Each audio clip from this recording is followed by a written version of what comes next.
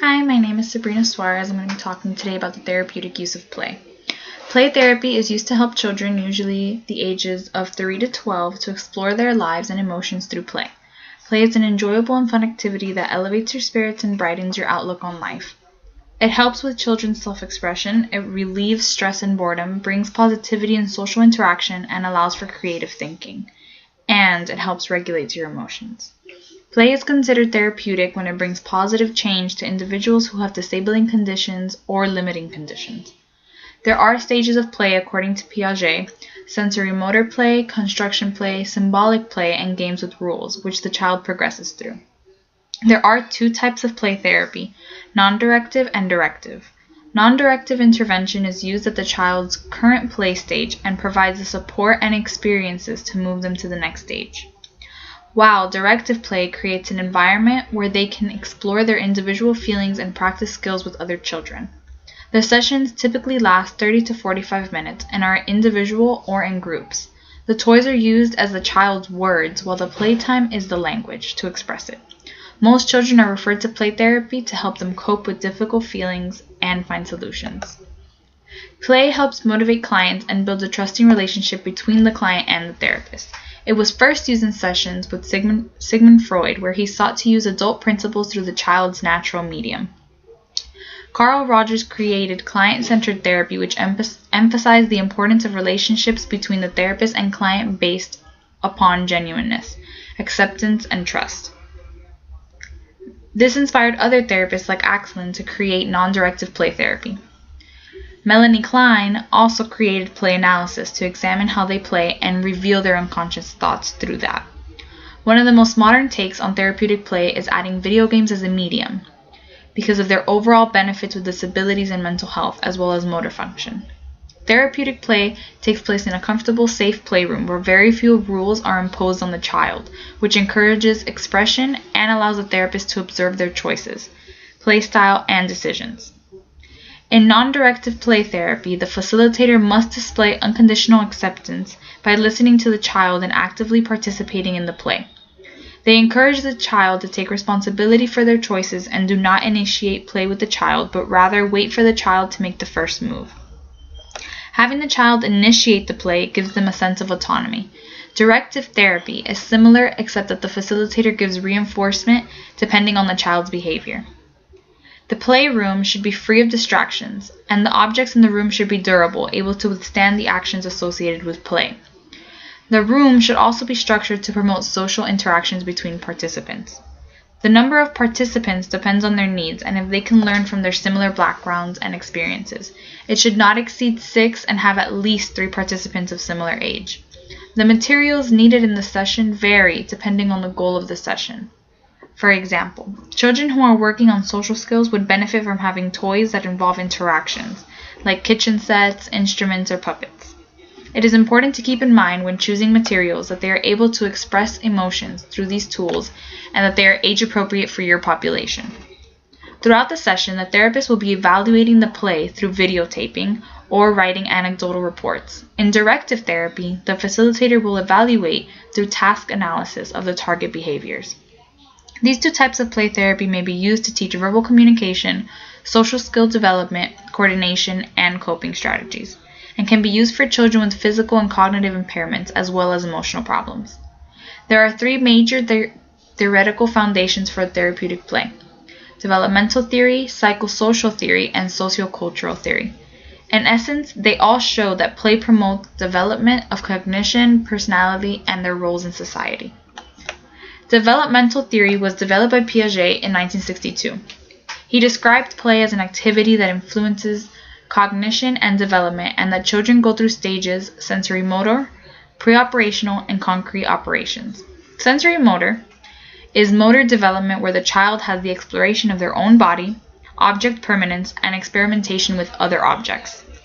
The pre-operational stage is when the child develops language and social skills. Concrete operation stage is when they develop logical operations, like the ability to solve problems and make decisions. When the child progresses from one stage to the next, they go through assimilation, which is when they incorporate new information into old ways of thinking, and accommodation, where they change how they think to deal with new information coming in. Piaget broke play into 3 categories: practice play, symbolic play, and playing with rules. Practice play is when a child does a repetitive action until they master it. Symbolic play is when they use fantasy or imagination, and playing with rules is when it becomes evident that they understand social groups and their dynamics. Piaget believes that play is how children develop cognitive skills. Psychosocial theory was developed by Erikson in 1950, where he said that personality is shaped by society's expectations and interactions.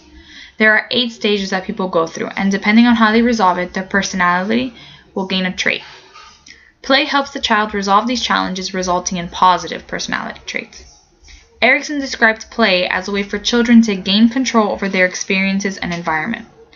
Play is divided into 3 spheres: autosphere, microsphere, and macrosphere. Autosphere focuses on their bodies and exploring with other people and objects. Microsphere is when they deal with manageable toys, and if guided correctly will gain pleasure and mastery skills. Macrosphere play is when they share the world with others, which is focused on more social play. Erikson believes that it is important for the child to learn from each sphere and to deal with experiences and master their reality. Socioculture theory was created by Vygotsky in 1967, which focuses on the social aspect of play and how their capabilities are shaped by culture and relationships. They learn and develop in social contexts that have peers with experience that convey cultural heritage, like adults. His most important concept is the zone of proximal development, where the child's actual development is determined by their problem solving, and their level of potential development is through problem solving under adult guidance.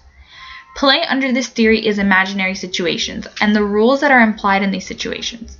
It provides a situation for kids to explore their needs and desires. The children practice self-control through their play, and they learn to interact with others in a society with many rules. One of the populations that would greatly benefit from play therapy is children on the autism spectrum disorder. Autism is a social communication disorder, and they often find it difficult to relate to others. With toys, they may focus intensely on objects and become self-absorbed in their own game. But play can also be a tool for helping children to move beyond that self-absorption in a shared interaction, and can help them explore their feelings and relationships. A study was done by Legoff and Sherman, where they made groups of children with autism and a group of their peers, where they played with Legos for 3 years, once a week for 90 minutes. After the treatment, the children significantly improved in their social skills and decreased autistic-type social behavior. Play therapy can also be extremely beneficial for children with cerebral palsy. For children with cerebral palsy, play therapy can help them develop a better sense of inclusion. They can interact with others and develop relationships. It can help children with cerebral palsy express themselves and learn to interact with their environment. Parents and siblings of these people are encouraged to participate in therapeutic play so the entire family can learn to play and interact with the child in a way that delivers enjoyment and bonding. Methods beyond child-safe measures that can be used to make a safe space for those with this impairment include: you can add pillows, large stuffed animals, soft carpet, stationary toys, bright lighting. Those are kind of some of the adaptations that you would need to do to have them able to play. Another population that I found to be very beneficial is children with ADHD or attention deficit hyperactivity disorder. Their symptoms include improper development of hyperactivity and attention and impulsivity. These children can come across a variety of problems, for example, learning problems, behavioral disorders, unless early intervention is implemented. Play is considered a useful tool for intervening in the child's behavioral problems, such as aggression.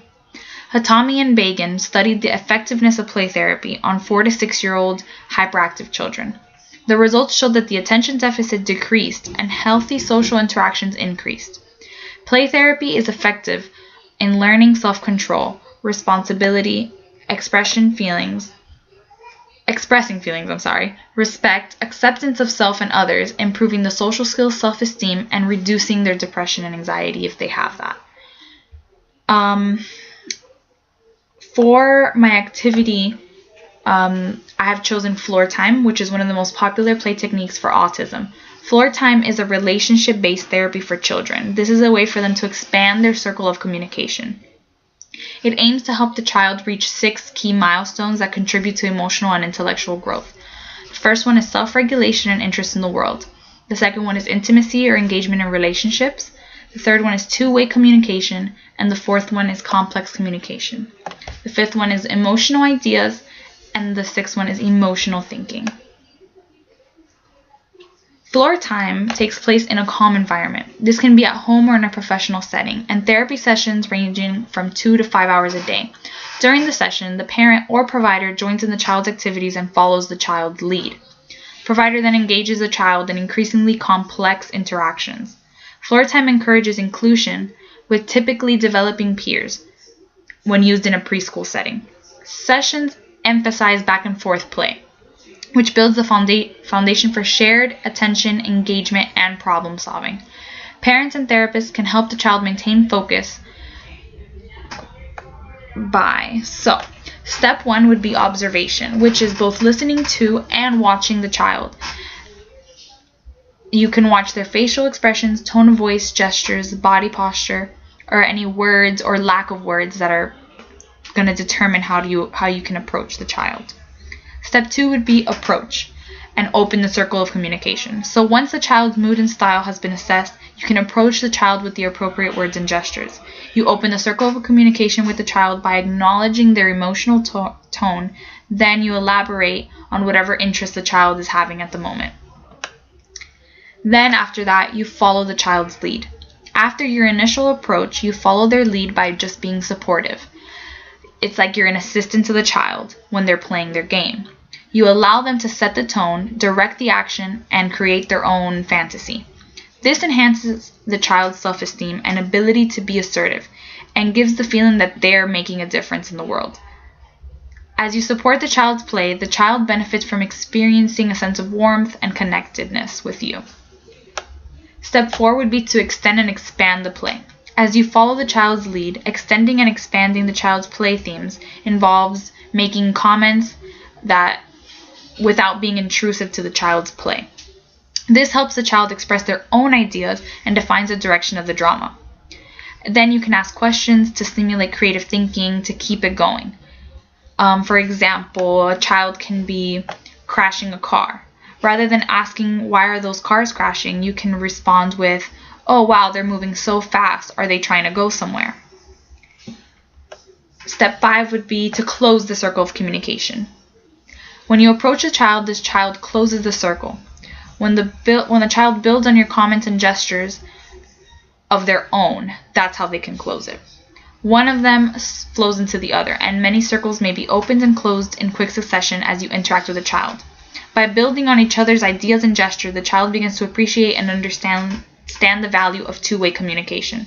So, in other words, you open it and they start building on what you're saying, and with their interaction, they close the circle themselves, and you continue opening and closing the circle depending on how they move from toy to toy. Some of the games that you can also play when you're in floor play is Through the Tunnel, which is just showing them how to drive a toy car, and you're just demonstrating the action for them, and you encourage them to put it through the tunnel, and you praise them for the effort. You can also read a book. You can do ball play, which is just you can roll the ball on the floor. You can toss it in a basket.